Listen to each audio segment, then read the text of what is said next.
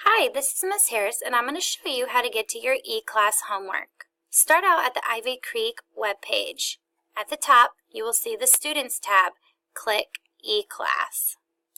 Then you will be prompted to type in your user ID and password. Your user ID is your student number, and your password has been given to you.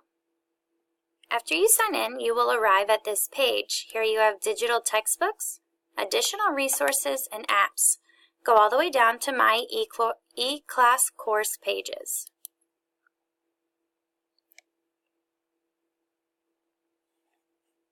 Now you have arrived at Ivy Creek's eClass page. At the top, click on the waffle. Then click on 2019 Harris A Kindergarten Core.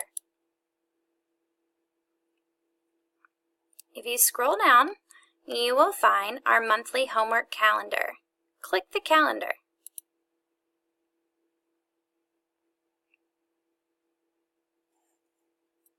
Then you will arrive at our choice board. Each month, the choice board will be different. Every Thursday, you will pick one task to complete. At the end of the month, you will have completed 4 tasks. If you ever have any trouble, please let me know and I can help you. I hope you have fun transforming your learning online.